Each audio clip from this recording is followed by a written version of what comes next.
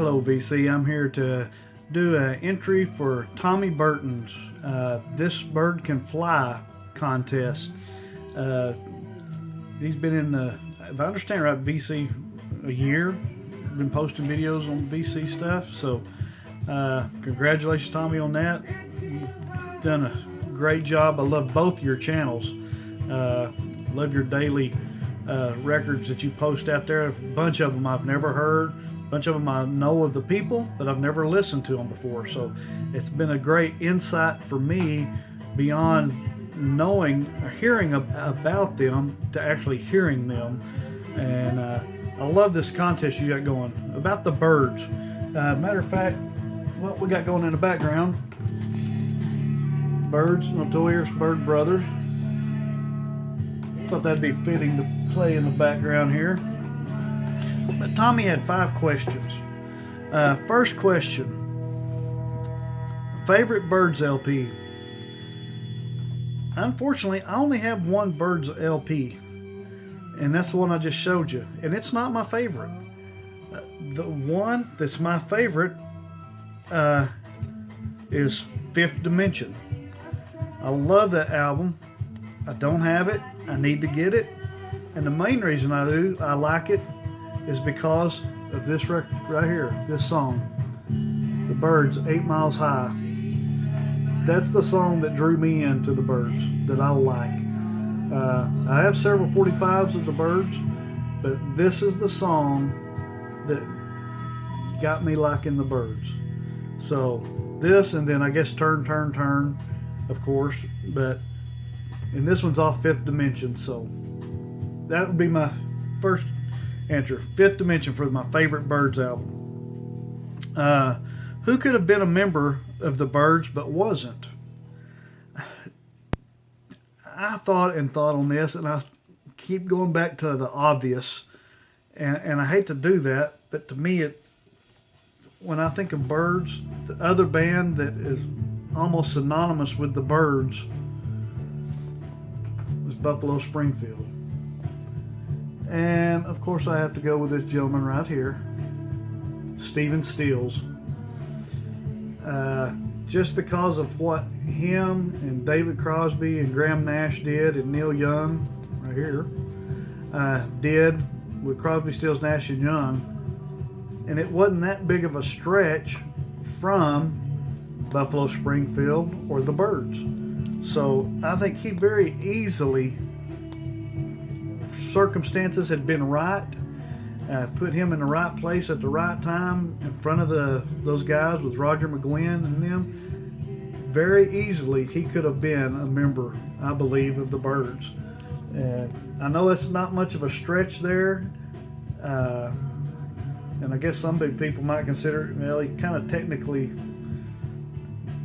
almost is a Byrd because of the association with Crosby, but anyway, Stephen Stills. Same thing kind of with your next question. My favorite post-Byrds LP. So a solo. I don't have any of just a pure solo stuff. I have several Crosby, Stills, and Nash, and I almost went that way. But I got to notice that on a bunch of those, David Crosby had a handful of songs, but on nearly every album, majority of those songs were Graham Nash and Stephen Stills or Neil Young. Crosby usually had only 1, maybe 2 songs on those Crosby, Stills, Nash and Young records. So I had to go this route, and it's I guess because it's my favorite of the Crosby, and this is Crosby and Nash. Wind on the Water. But this is a great record. I never had realized it till I started looking at this contest how many songs Crosby did about sailing or about the wind or being on the ocean or about the coast. He was really in love with the water. And so anyway, that'd be my favorite solo or post Byrds. Have I ever seen the Byrds or any of the solo members? No. I've never seen any of them. I almost got to meet Graham Nash. I missed him by 2 days. Like I said, I'm from West Texas, and we visited, we were in Lubbock, Texas, visiting the Buddy Holly Museum. 2 days later, Graham Nash was going to be there with a bunch of his photos and stuff that he has taken.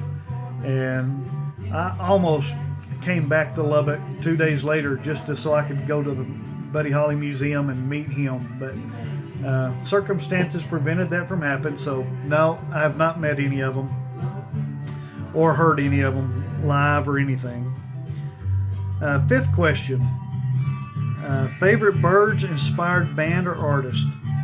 For you guys that's watched my videos through the past and all the way back, you hear me mention this group time and again as my favorite band, and they are, I guess, currently still my favorite band, and it's because of the harmonies that came, I think, from the harmonies like the Byrds had and Crosby, Stills and Nash had, and that's the Eagles. Love the Eagles. This is a great record. Take It Easy, Witchy Woman. I was also going to look. Oh, where'd it go? Can't remember the song.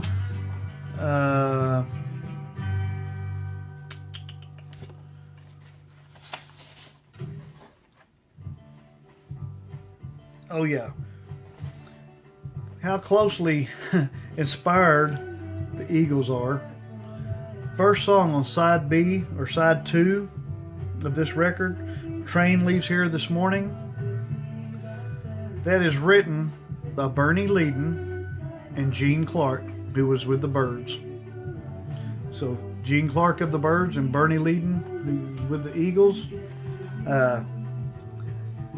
It goes to show you they had a pretty close relationship, and so it didn't rub off.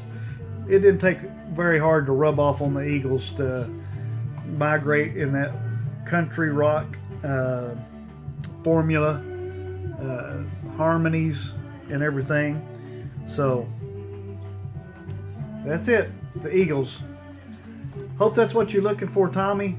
Great channel again. Keep up the great work. Enjoy it. You've introduced me to so much music again, and just I love it. Keep it going, man. And good luck on all your subs. And till next time, keep them spinning. Be blessed.